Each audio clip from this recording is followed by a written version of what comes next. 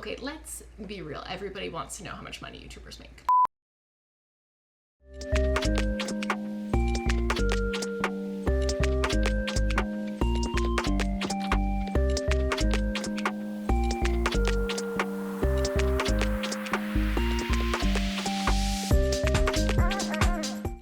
My name is Allie. I'm an independent graphic designer coming to you from just outside Toronto, and this is my channel where I talk about what I'm knitting, how it's going, and what it's costing me, except today we're actually talking what it's making me, among other channel stats and behind the scenes stuff. But again, you and I both know what you're here for. As for my mug and tea of the day, this is my chip mug.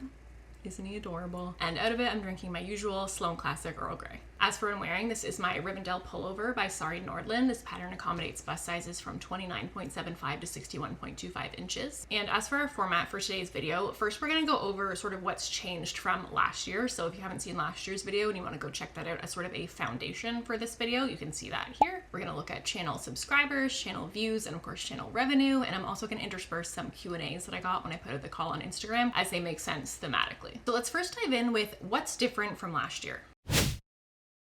So one of the questions that I got was how this second year has compared to my expectations after the first year. So I would say that last year I was pleasantly surprised by how well things were going, right? I was like, oh, I feel like I'm starting to have some like genuine success here. Like I got monetized quite quickly. My channel actually ended up paying for my yarn in that first year and some extra. And I was like, wow, okay, I feel like I'm really managing to like build an audience here. And that's really cool. Like that first year so exceeded my expectations.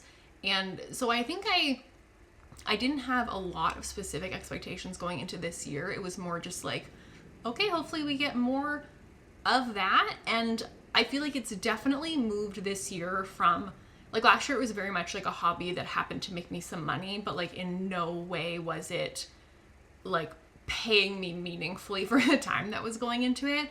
But this year it has definitely moved from hobby to like, this is legit now like a part-time job. And that has definitely had impacts, like both good and bad. Actually, the podcast Two Women Yelling About Knitting did an amazing episode about like the impacts of monetizing your hobby that I highly recommend for more on this topic. And I'll kind of get more into this as we go along. But it definitely feels like it's occupying kind of a different space now than it was last year in terms of the sort of responsibilities that are now attached to it involving other people as I've started working more this year with sponsors. So like in last year's video, I calculated my like estimated hourly wage for the time put into the channel, and it was like so far below minimum wage that it was comical.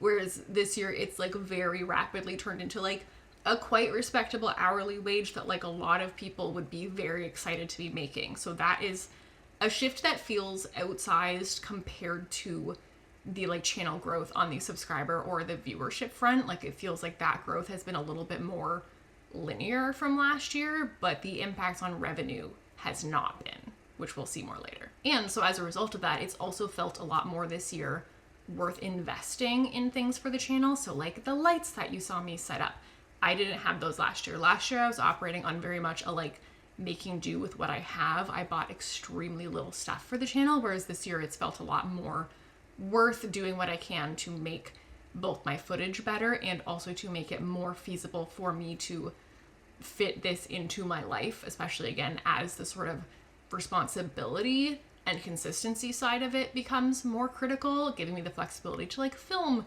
nice footage at different times of day, such as with lights, right? Someone also asked how far in advance I plan my videos and how I balance it all. So I think that in my first year I had started like a little bit later into the year planning out. I sort of have a note of like all of the dates that my videos will go out because I do post on a bi-weekly schedule. Most of them stay empty for quite a while, but I pop in the ones that I know are sort of time sensitive, seasonal, and where I want those to go. So like I always want my first video in December to be winter knitting plans, things like that. So I sort of put in those critical like building blocks of the content throughout the year. And then I know, okay, making sure that I'm gonna have those ready on schedule and allowing me to closer to the dates that I would film those other videos, like filling in the gaps in between, like, okay, this is just gonna be a regular update episode. Or also I would put in that list, like if I know that I'm going to be away over a particular period of time, like, okay, I'm gonna need to have something pre-filmed for this slot. And so I would jot down, if I knew what kind of video I wanted that to be, I would write it down, or I would just write like, need something pre-filmed.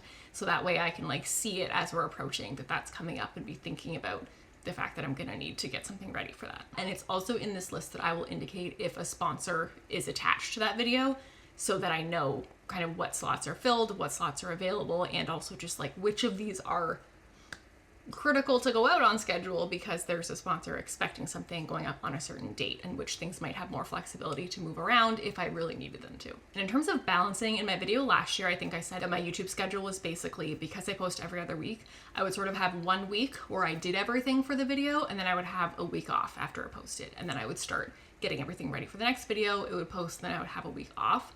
In the last year, I've switched to a schedule where instead it's just sort of all spread out more gradually throughout the 2 weeks. This sort of happened just organically. I had a couple of videos back to back where, just because of plans that I had on the weekend that I would normally record, I needed to record it the weekend before that. And I just ended up finding that I really liked it. Like, I just liked having the flexibility to, I can start editing it the weekend that I record it if I have the time to do that and I feel up to it, or it can wait to the next weekend, or I can pick it throughout the week. And this has also really started to make a lot of sense as I've started to work with more sponsors, because they always do need to review the video ahead of time, and you need to allow a few days for them to do that, and for the potential that they might come back with edits. I've never had any like meaningful edits come back. Like, sometimes it's just like, oh, can you pop in this QR code also?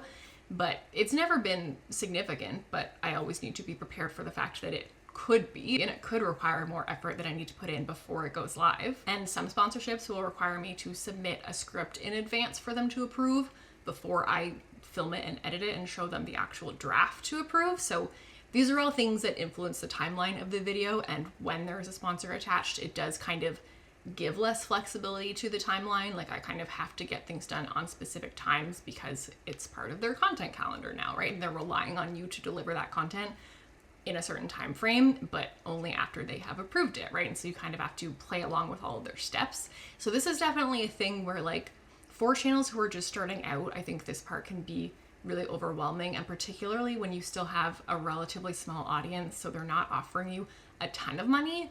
It's a real consideration of like, is it actually worth it to you in terms of how it impacts your process? Because it definitely impacts the timeline of the process. It also, I found in talking to other friends who have channels, it can be a real like admin headache that, again, doesn't feel super worth it in the earlier days when the checks are smaller. It hasn't been an issue for me because in my work as an independent graphic designer, I am already set up to work as an independent contractor. It is super easy for me to send invoices, to collect payments and track them across all the many gajillion different platforms clients like to pay you over, and figure out what payment belongs to who, and just all of the like accounting and all of these things that go along with that. That's my everyday, so that doesn't faze me at all. And there's no like, oh, I need to figure out how this works. How do I do that?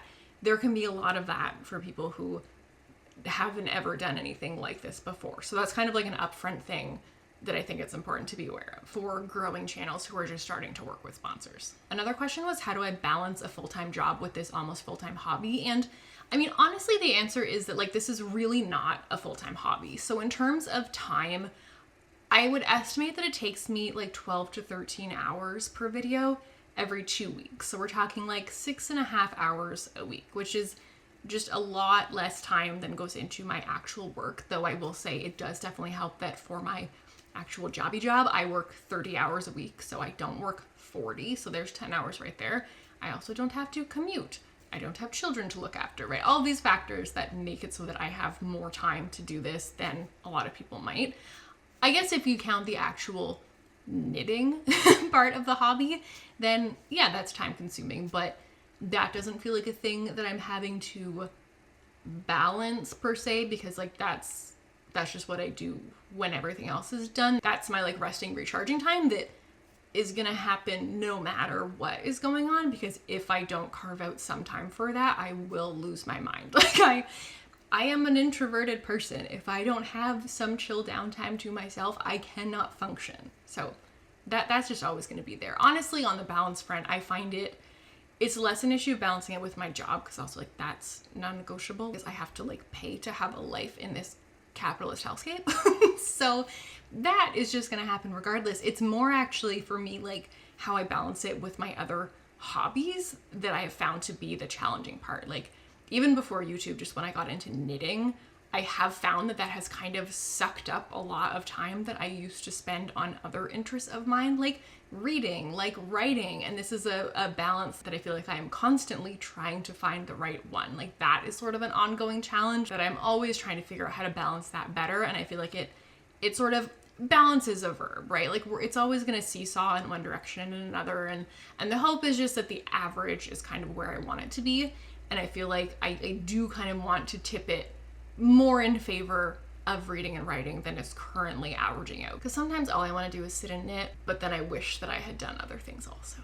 So that's a work in progress. And the other sort of balancing part of it is that despite the fact that this now sort of functions more like a part-time job, it's been important to me since I started this channel that I still continue to think of it as something that I'm doing for fun as a hobby, and that I don't ever want it to get in the way of my like personal relationships.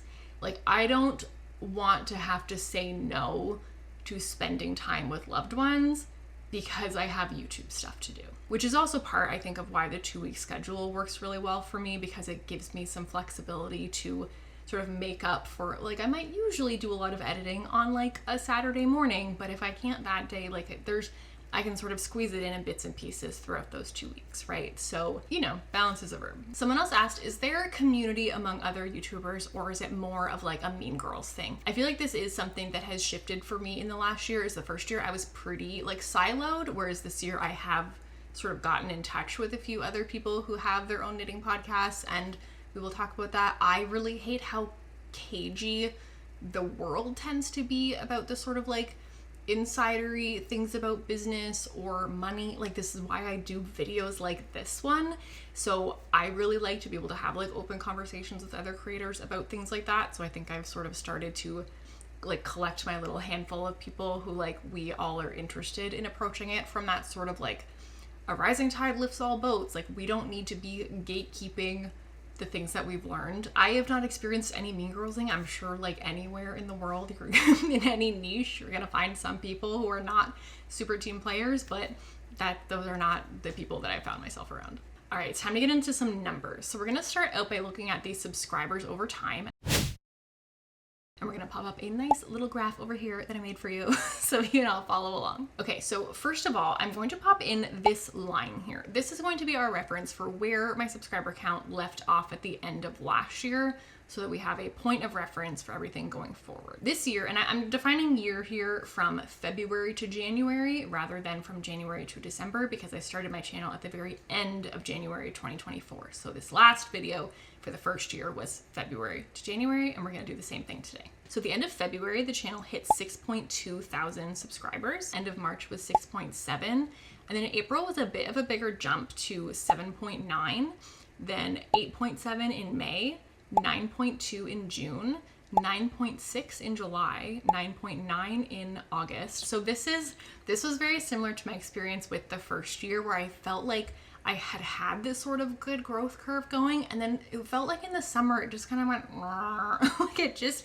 didn't really seem to go anywhere for a while. So looking at this graph, like I can see that the growth also slowed down this summer, and I've sort of heard mumblings about this. I don't know if this is statistically true, but I've definitely heard it anecdotally. People have noticed that summer is just kind of a slow time on YouTube. Like I think a lot of people are just spending less time watching during the summer. People are just more active doing more stuff and just have less time to be watching YouTube. So that kind of tracks. But it was so funny because going into summer, I was so close to the 10K mark, and I was just excited about the idea of hitting that milestone. And I got in this idea that I wanted to do like a 10K Q&A when I got there, and I wanted to be able to put out that video like as soon as I hit the milestone. So around when I hit 9.5, I was like, okay, I should put a call out for those questions, and I should film that video and kind of have it ready so I can just drop it whenever it happens, because like it could happen very soon.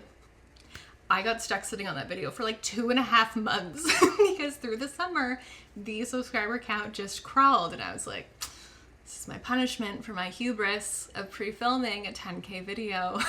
Here we are. So I finally hit that 10K threshold in September at 10.3. Happy birthday to me.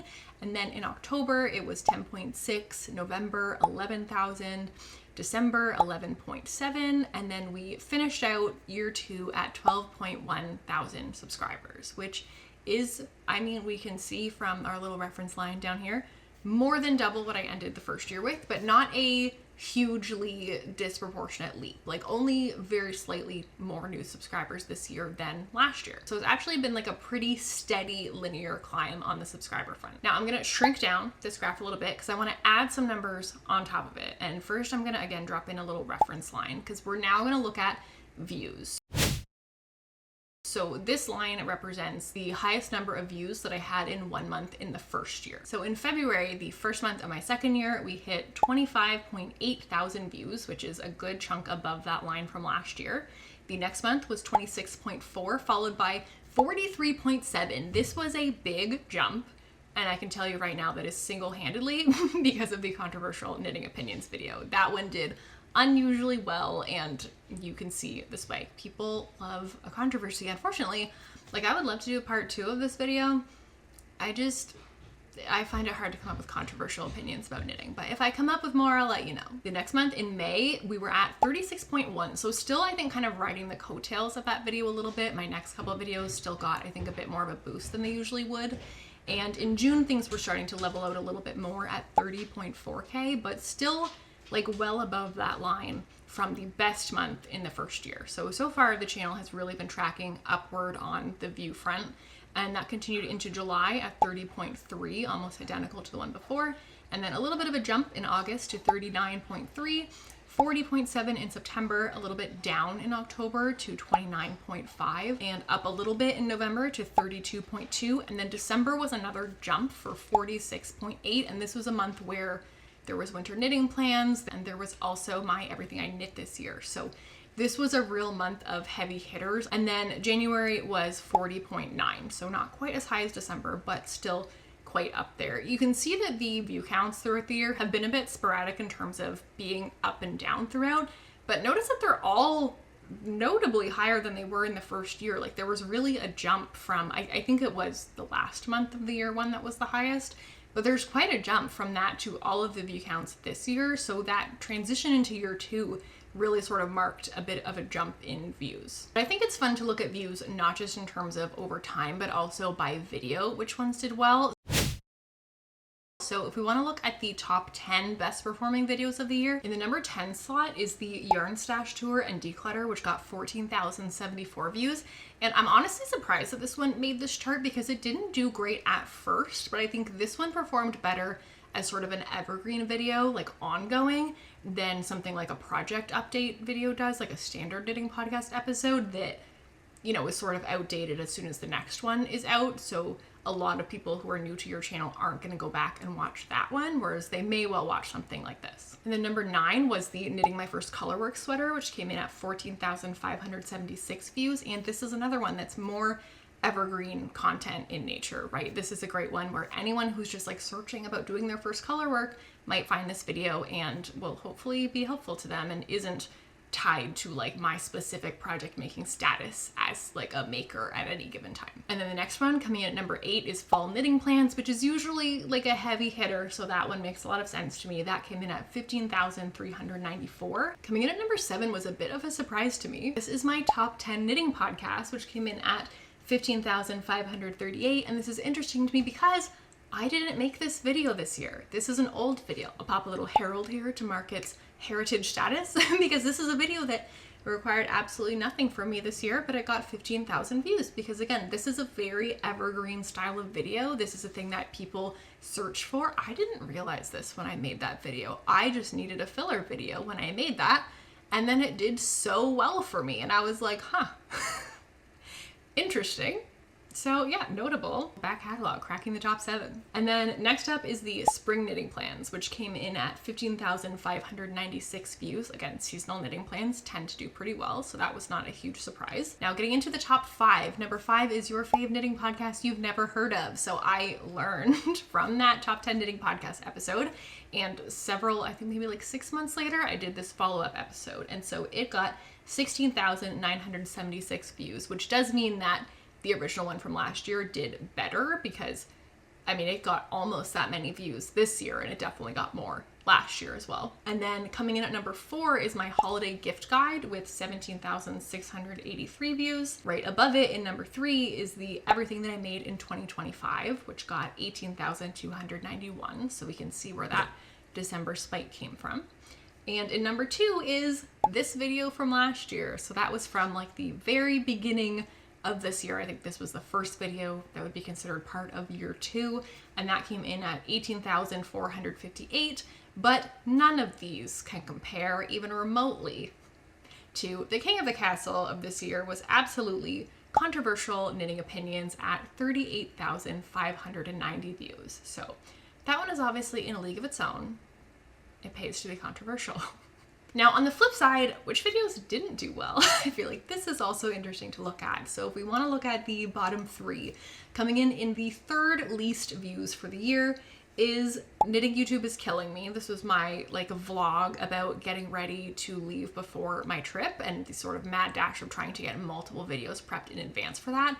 This one I think is not a super accurate representation. This is at 6,516. And so I took all of these stats. I took like a snapshot at the year 2 like birthday of the channel. And this video just had not been out very long at that point. So it's got some more views than that now. I think it's probably in the like 8,000 or 9,000 range, but also like even still, the video that's in the number 2 slot here had almost an entire year to accrue like views later over time gradually. And this one had very little time to do that. So that one is a little bit, I don't feel like I can glean anything from how that video performed until it's been in the catalog for longer. Now, in second last place for views is that 10K Q&A that I mentioned. So that came in at 5,853. And that was a bonus video like in between my normal videos. And that I kind of expected it to be not one of the highest viewed videos just because it is very different, and it was more just like, hey, like what random things do you want to ask me after having watched my knitting videos? So like if you are someone who's like, I'm here for the knitting, you know, then like this video wouldn't appeal to you. And that totally makes sense to me. So that tracks for me that would be there. But speaking of what we can and can't glean from what's on this list, we can definitely glean something from the thing at the bottom of this list because it has been on the channel for almost as long as the thing in the number 2 slot, which is the part 2 to that video, the behind the scenes of the channel. So really funny to see the difference here from the 18,000 views of how much money the channel made and other channel stats to the more chatty, just like, here's how the process works, here's how I do stuff. That came in at 5,192. So clearly, again, I said at the top of the video, we all know what you're here for. You want to know about the money. It's okay, I understand. We'll get there shortly, don't worry.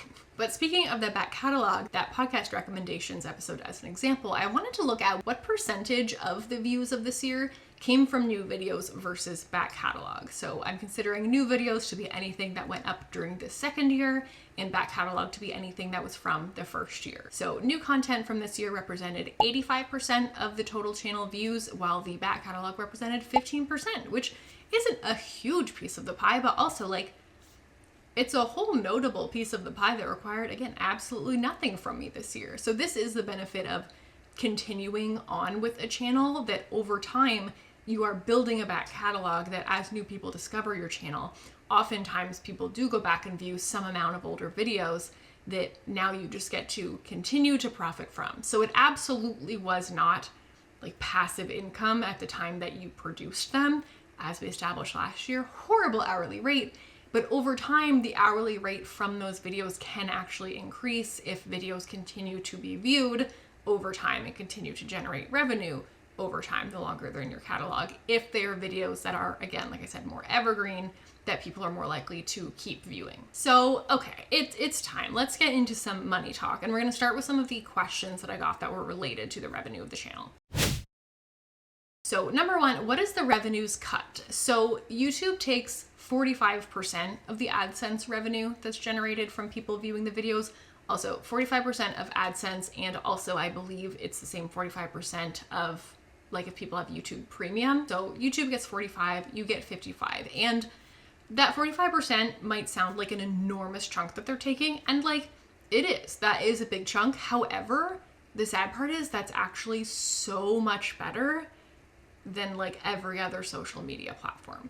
Like YouTube is far and away, as far as I have ever read, the most like revenue potential, like in terms of how much of what is being generated by your content you actually get to keep of all of them. Like Instagram, TikTok, none of these are even remotely close in terms of how much of the revenue they actually share with you. Another question asked, as a Canadian, are there certain revenue things that I don't have access to? And I think that this used to be a thing, I think on Instagram, maybe Facebook, maybe both, that you couldn't get monetized if you were Canadian, maybe TikTok. But I think that all of those are now lifted and Canadians are eligible for all of those things, I believe.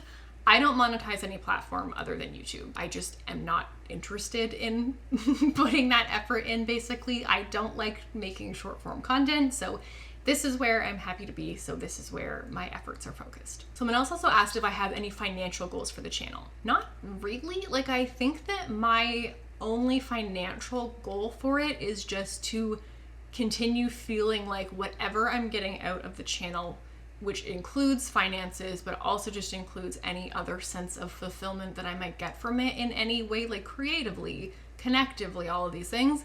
It's just that feels like it's worth what I'm putting into it. That what I get out is worth the energy that I put in. That's all. I think that trying to have any sort of goal beyond that just feels to me like a way to make this feel more jobby and more of like an obligation and more setting myself up for completely unnecessary failure. So I am just here to see what happens, and as long as I'm having a good time, I will keep doing it. Someone also asked, how can we help like make sure that you make the most money from each video? And honestly, like this is such a sweet question. I really appreciate the intent behind this. You really don't need to do anything. Like, just watching the videos helps, generates AdSense. Sometimes people will ask, like, should I like avoid clicking the skip button and sit there and watch the ads so you get more money? Honestly, don't do that to yourself. Don't do it. Like, if you really want to go out of your way to support the creators that you watch, I think that it generally does help if you get YouTube Premium. You get to watch YouTube without ads, but also viewers who have Premium tend to generate more revenue for the creators that they watch than AdSense does. Not always, but usually, because the way that it works is that the, I guess, 55% of what you pay for that membership gets divided proportionally between the channels that you've watched that month. And most people are just not watching enough different channels for that number to be divided into such tiny slices that they become less than the amount of money that would be earned from AdSense views, if that makes sense. But really, like, don't feel obligated to do that. Don't force yourself to sit through ads without clicking skip. If you were really worried, like if you are a person who would sit there through all of those ads just to make the creator of that video make like a fraction of a penny, just like once in a while send them like $1 on Ko-fi. And if you're not familiar, Ko-fi is sort of similar to Patreon in that it's a way that you can like send money to support the creators that you like, but Patreon is like an ongoing subscription and usually involves like bonus content that you get in exchange, whereas Ko-fi it's basically just like a tip. And I think it does have like a recurring option, but the default is just a one-time small payment as just like a hey, thank you. So some creators will have that, some creators will have Patreons.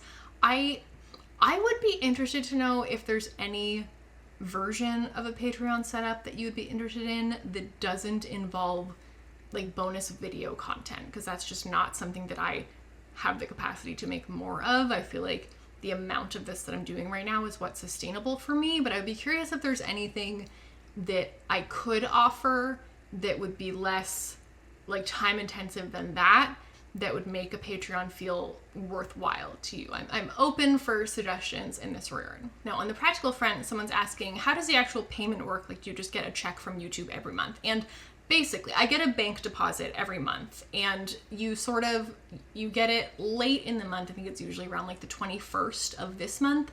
I would get a deposit for all the money accrued last month, and all throughout a given month, I can watch the revenue for that month accrued day by day. But so throughout the month, you can see that number grow, and then by the end of the month, you'll see what the payment will be that you're gonna get in like 3 weeks. Now, one last thing before we get into the actual revenue graphs, I just want to mention that in my video last year, I sort of had some things in US dollars and some things in Canadian that I had to convert and all of these things because my YouTube was operating in US dollars, and then things were hitting my bank account in Canadian dollars because I'm in Canada. But this year I figured out how to get my YouTube backend set to Canadian dollars, so when I see what my revenue is on each video, it actually shows it in Canadian dollars, and then what it tells me I'm earning is actually the number that hits my bank account, whereas before it was showing me in US, and it was like, it'll be some sort of mystery larger number that hits my bank account because the Canadian dollar is worth less than the American. So it's all just a little bit more straightforward this year. Now, are we ready? This is the part that you've been waiting for. We're gonna get into revenue over time. So again, I'm gonna pop up a handy little line here. That is our top earnings for a month last year, okay? So let's start with February of this year, and I can tell you right now, this graph is going to be more colorful than last year's. So last year's overall looked like this. So the red is YouTube AdSense, and then there's a couple little specklings of other colors going on in here, but we're gonna see more this year. So let's pop up a legend here for us. So red is going to be YouTube AdSense. Turquoise is affiliate links. Yellow is merch. These are like the shirts and the stickers that I have in my Etsy shop. Periwinkle, I don't know why I didn't pick colors that I could name easily, is sponsorships. And that lavender color is the Ko-fi tips. So February was a combination of AdSense and a pretty substantial affiliates chunk, because I think that this is when I got the bulk of the affiliate revenue from my gift guide that I did in that first year, because affiliate payments are very all over the map. They can take months and months to accrue to the point where they will pay it out, because most affiliate programs require you to collect at least a certain number of dollars. And then even once you hit that, it has to be on hold, and then it's approved, and then it's on hold again, and then they pay it. Like, it can take months. So that, I think, was my like November gift guide video finally paying out, as well as a little bit of merch sales. And that put us at $594 for the month. So again, these are in Canadian dollars. So if you are used to thinking in American dollars are roughly 2/3 of the Canadian number, okay? So I will give some conversions at the end when I'm talking big picture in terms of total numbers, but for now, just for simplicity, just think about 2/3. So 600 Canadian would be roughly 400 US. Now, March we can see coming in at $606, so very similar, but this time it's a larger amount in AdSense and a much smaller proportion of those affiliate dollars. But I did get a nice Ko-fi tip that month, so that was really nice. And then in April, the AdSense is still going up a little bit. We got a little bit of merch sales, and I had a sponsored video this month, so that brought us up to $712.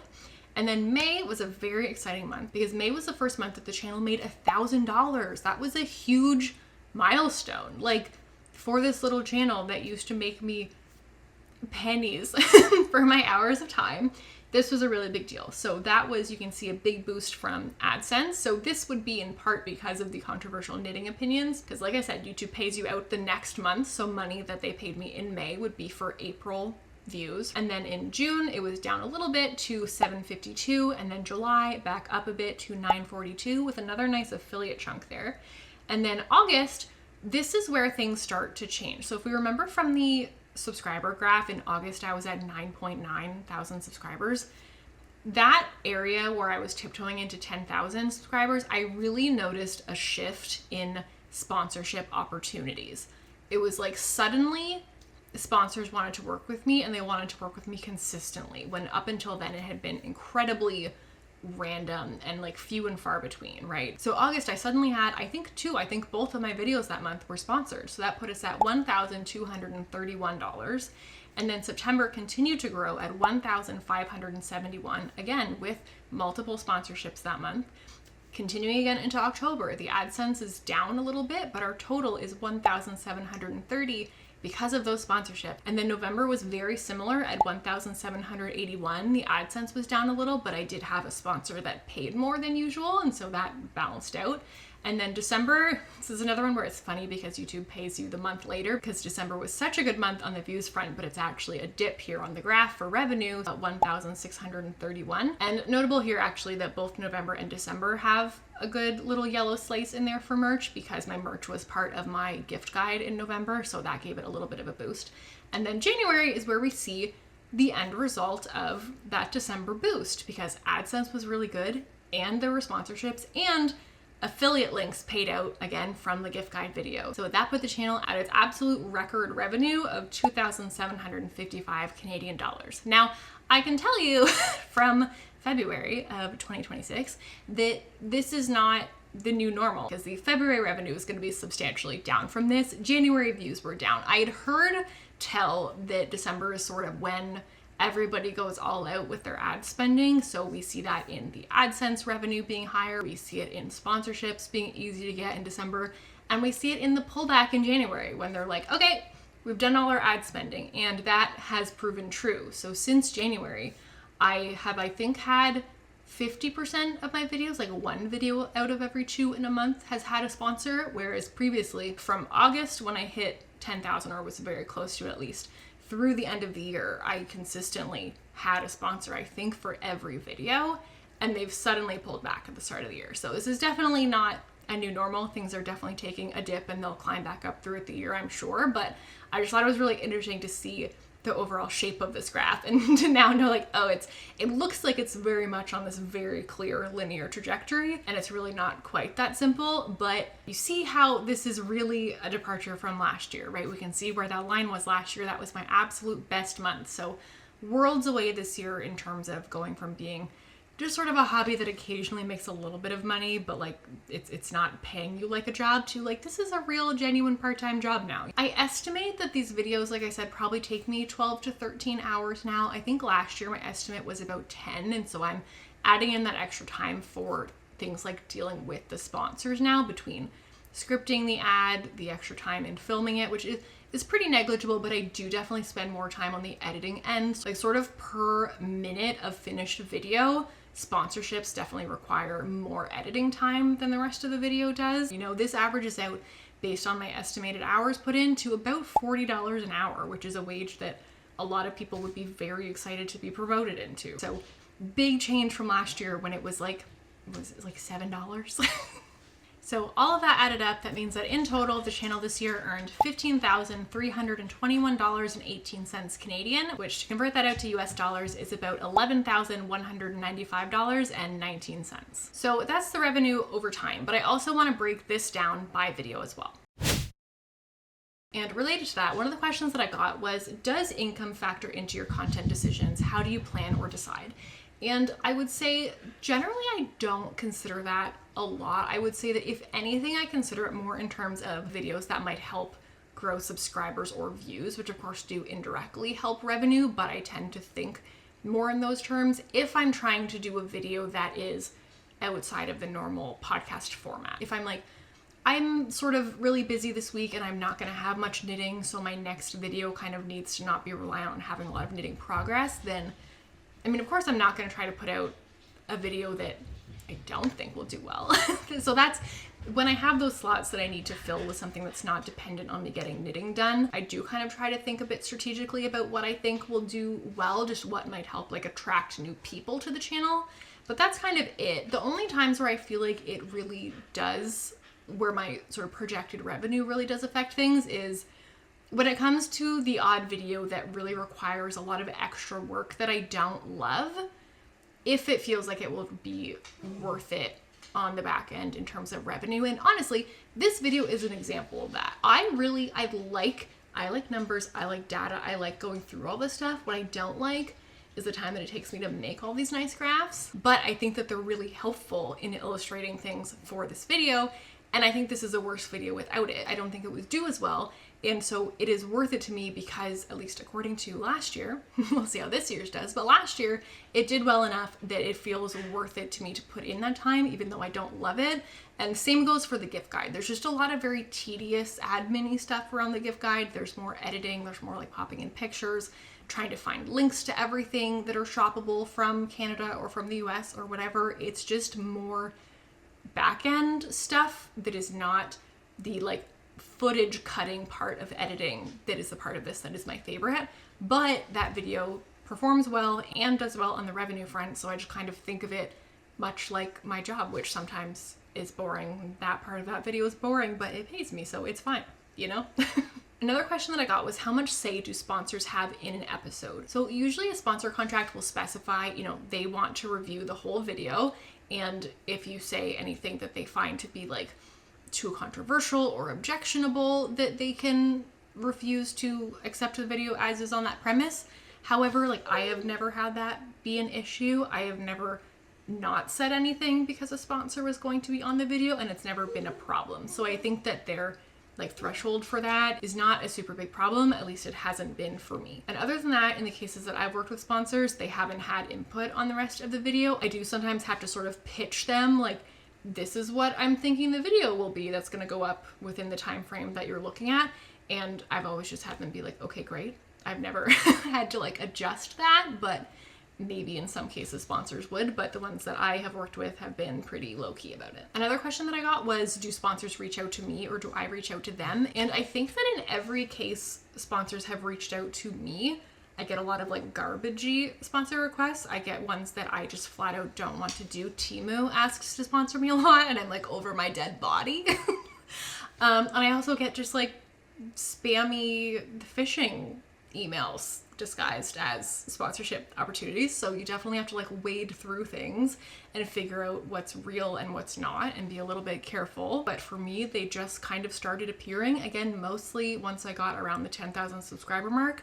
Making sure that my email address is accessible on my YouTube profile, I think, is important. I've not done a lot to try to get sponsors, but I do think that one thing that made a difference is that one of the things that reached out to me was sort of not an agency in that you sign with them exclusively, but just in terms of them being sort of like a connective organization between you and companies who are looking to pay for partnerships. This one company, this one contact has gotten me a lot of my sponsorship. So just getting set up with them has made a big difference. Now let's break this down by video. So we're gonna do the same thing as we did with views, starting from number 10 all the way down to 1, and then we're gonna look at the bottom 3 as well, just for fun. So coming in at number 10 is the one where I was finishing my Rivendell sweater. So this one was not on my top viewed at all. So this is when we will start to see some discrepancies between videos that do well in terms of views and videos that do better in terms of revenue. So this video made $317.71.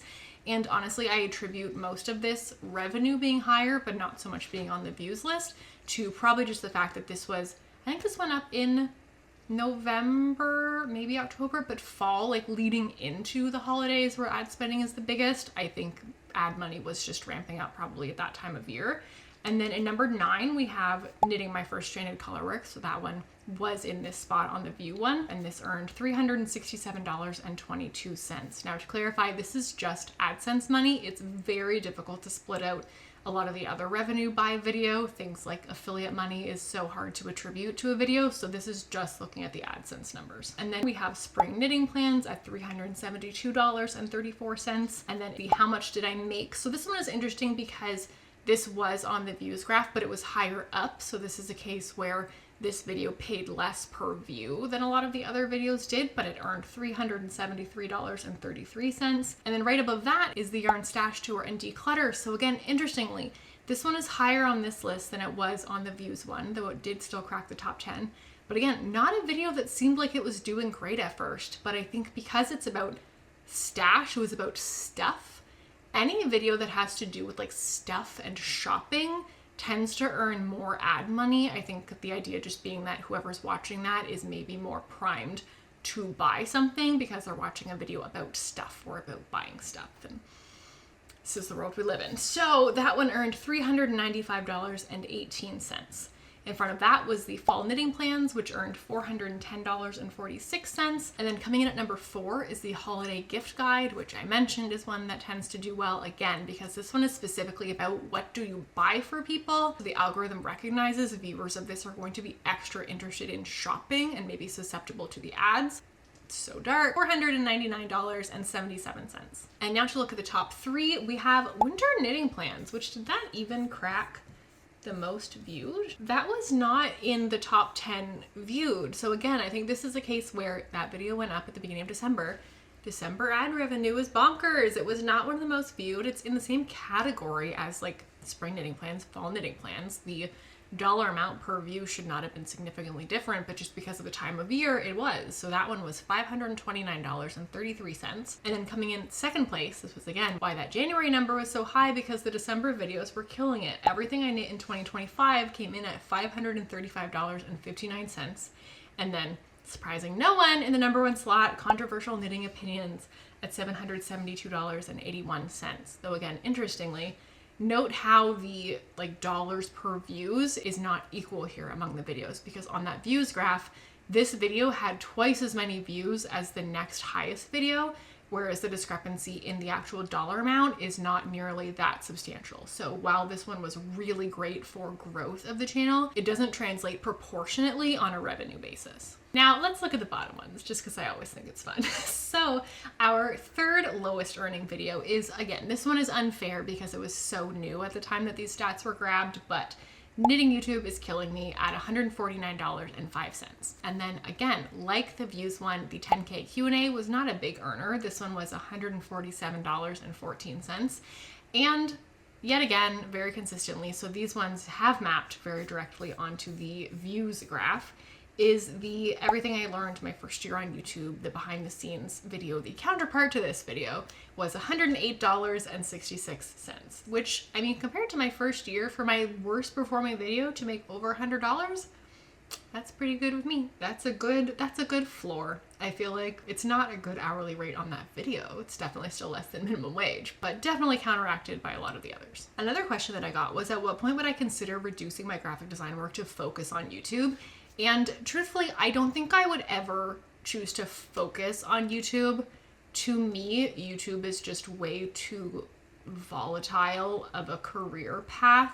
I have seen a lot of long-time, full-time YouTubers experience this plateau that leads into a steady decline. You end up in a weird place with engagement on long-running channels where you've had years to accrue subscribers, so your subscriber count is really, really high, but your views are incredibly low proportionally, just as people fall off over time but don't unsubscribe from you, but just people's interests shift over the course of years, and maybe even still have a bit of a parasocial attachment to the channel, so you like seeing their videos pop up and you don't want to unsubscribe, or just you've stopped watching YouTube, so it's never occurred to you to go back and unsubscribe. So it really messes with your numbers, and I get the sense that the algorithm doesn't like that, and I just feel like I've watched so many people struggle with their channel slowly dwindling on them, and when it's your whole career, that's a level of risk that I don't need to take on. And especially, I like my job. I'm a graphic designer because I love design. And yeah, sometimes it's boring. I don't love every minute of my job. It's not that I want to work every day. In my ideal world, I would probably work 1 to 2 hours a day on a design project that I was excited about. I imagine that I would semi-retire rather than fully retiring for the vast majority of my elderly life. But so for me to even consider reducing my work a little bit to replace that with YouTube time, because I would still always want to be doing enough design work that it always felt like if I suddenly needed to be only doing that again, that I would be fine. To even reduce it a little bit on any sort of consistent basis, I would want the channel to be matching the same hourly income that I get for my design work, which right now it's not. It makes enough right now that I would consider, in a particularly busy week, I might let it slide if I wrap up work an hour or two early once or twice a week in order to slip in more YouTube. But the idea of doing it deliberately on any sort of ongoing basis, even if the channel did reach a point where it was able to match what I make from design work, I would still never want that to be what the majority of my time is going to. I feel like it makes way more sense for me professionally, financially, personally, to keep my job, and YouTube as a bonus rather than ever trying to grow YouTube into being more than that. Now, from that graph of revenue over time, we did get a bit of a sense of how much was coming proportionally from what different categories from the different colors on the graph, but I wanted to break that out more specifically in a pie chart to really see exactly how much came from where. And first, let's actually quickly look at last year's chart just to get a sense of where things were last year. And now we're going to populate this year's chart. So hands down, biggest slice of the pie is YouTube AdSense at $9,718.54 Canadian. And then for affiliate links, this came in at $1,055.21 Canadian, which is a much more substantial amount than it was last year for sure. I mean, obviously the AdSense is too, but last year affiliate links were like, is this even worth the time that it's taking me to do this? I'm not sure. Whereas this year it feels more like a clear thing that's worth doing. Some more so than others. I think there's some affiliate links that I've created that have made no money whatsoever. So it's more of a numbers game and just like, you just do them, and some of them will end up kind of making all of them having been worth your time, you know? And then next up we have merch, which came in at $358.23. And now the perhaps most different slice of the pie this year from last year is the sponsor slice at $3,670.45. So this slice was on the graph last year, but just barely. It was a tiny sliver, and here it's basically a quarter of the pie. And then the last piece that we're missing is that Ko-fi slice for $111 Canadian. So these are just little tips that people sent me once in a while throughout the year as an extra thank you, which is really sweet. Now here I also want to circle back to the idea of the back catalog again, because how does the back catalog factor in on the revenue front? Like I was saying, the idea of sort of passive income. It wasn't passive at the time, but by now, videos that I made in the first year sort of function like passive income to me now because they're still generating new income. So new content represented 87% of the income this year, whereas the back catalog was 13%, which like 13% of the total AdSense money, which was almost $10,000, 13% of that is substantial. That's more than $1,000 from things that I didn't do anything for this year. So that feels like a really kind of exciting new development on the channel that last year, like I didn't have a back catalog. I was building my catalog. And now that I have this back catalog, getting to see it still continuing to work for me over time is just a really fun new development. And then the last category we're gonna get into is expenses versus income. So along those lines, one of the questions that I got was, what do tax deductions look like for yarn or other tools related to knitting? And the answer is any tools related to yarn or knitting are now business expenses for me, right? Like these are things that I am purchasing to do a thing that is the thing that I need in order to make content about it.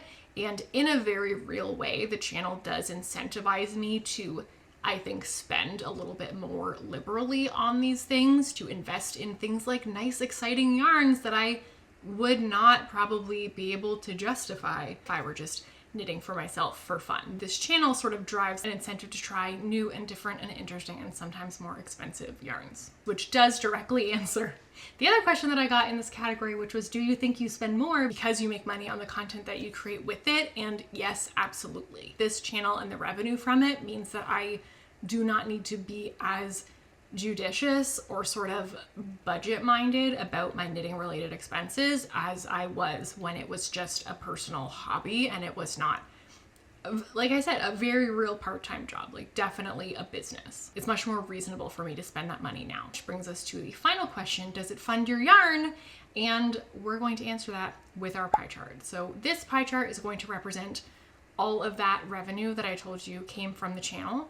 And this pie chart is going to show us where that proportionately went as far as expenses or what was left over and as profit. So I can tell you on the yarn front, that is our first slice of the pie here at $1,681. And you can see that is a small fraction of a circle. So absolutely this channel funded my yarn this year. I think last year yarn was about 50% of the pie, and you can see that it's much smaller now. Our next slice on the pie is tools at $886.41 Canadian. And this is a not big overall, but big relative to this category slice of the pie, because I cannot imagine that in any other year I will ever have a tools number that is this high.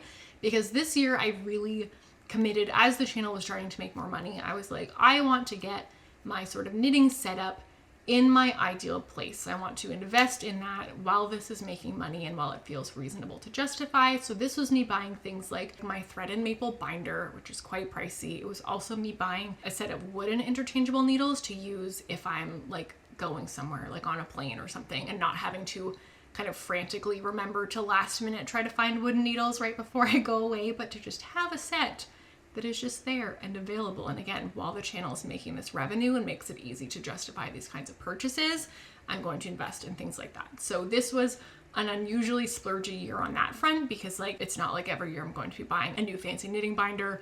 I'm not going to be buying new sets of needles all the time. It took me a long time to even decide to buy a set of wood needles. I really kind of resisted that because I just love my metal needles so much. And to me, I'm like, they're perfect. They're all I need. I don't want to buy more needles. So this is a category that I expect in any future year would shrink quite a bit. The next one is equipment. So this is things related to the channel. And this came in at $768.37. So like I said earlier, I definitely invested more in the channel this year. So that's things like these lights, though I think they were under $100 for both of them. One of the bigger slices of that pie was the external hard drive that I had to buy to just store YouTube files because they're huge. I'd been relying a lot on cloud storage and that was just getting way too expensive at the volumes that I needed. So I decided it was time to just buy a big hard drive that lives at my desk and that I can offload files to as I need to. So like that was a few $100. What else did I buy for the channel? Oh, I bought a pair of over-ear headphones for editing more comfortably than having AirPods in my ears for many, many hours. I also bought a little like selfie monitor that magnetizes to my phone so that I can see what it's recording while I'm using the front-facing camera without having to like tether it to my laptop and screen share and all of these things. So all of these equipment things have just kind of made it a little bit easier to continue running the channel and delivering content that is of a high quality in a more flexible way. And then a teeny little piece of this pie is how much I spent on knitting patterns. So this was $82.43, which leaves us with our last chunk of the pie, our profit slice at $13,286.82 Canadian. And for reference, that profit chunk converts to about $9,700 US. So last year profit was, I think, maybe half or a little bit less. Profit is a much bigger chunk of the pie this year because my expenses simply have not grown to match the rate of the revenue growth. If my yarn spending was growing at the rate of the revenue growth, and that the revenue definitely makes it easier to justify more expensive yarn purchases, but I do draw the line somewhere. So that brings us to the final question that I got in the Q&A. What do you spend the money on? I love this one because I asked for nosy questions and I got one. So the key answer to this for me is that this year as the revenue grew, I started treating revenue from the channel like actual income, like income from my normal job. Because last year, any money that came in related to the channel, I just dumped it straight into the yarn category of my budget. It was just like, this is all just free to do whatever I want with in the knitting realm. And this year, obviously, it became an amount that would be an absurd thing to do with all of this. So I started this year funneling each payment that I got related to the channel the same way that I funnel all of the payments that I get in my work. It means that a quarter of it gets set aside for income taxes. 16% of it gets set aside as part of my retirement fund, right? Just like all the boring adult budgety things. I have to say right now, some of it's also going to try to beef up my emergency fund because things seem extra uncertain for a variety of reasons, from AI to politics, and it just feels like not a bad time to have a little bit more than the like 3 months fixed cost that I was previously basing my emergency fund target on. I also know that my mortgage payment is about to go up by a lot because I currently have a very nice interest rate that I locked in early 2021, and yeah, interest rates are not the same anymore. So just all of these very boring, very like responsible adult things is a lot of it. Also, I think to a large degree, it's just sort of softening the very sharp upswing in cost of living.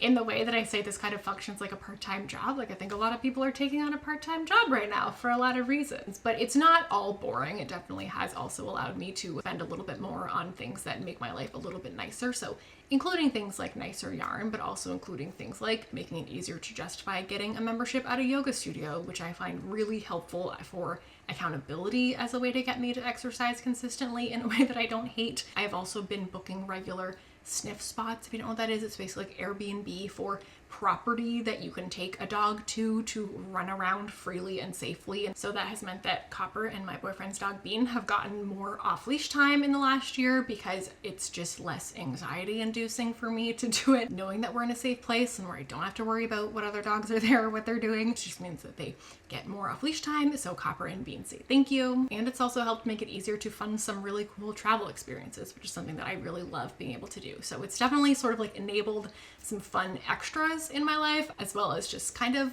shoring up the boring adult stuff, you know? So that's it. That's everything. That's all the stats that I've got for you, all the behind the scenes. So I'm really curious to know, is this what you were expecting? If it's not, I'm curious to know what you were expecting, which end you were wrong on. And thank you so much for knitting with me today. And if you'd like to hear next time, I hope you'll consider subscribing if you haven't already. But if you already have, you're my favorite, and I'll see you next time. Bye.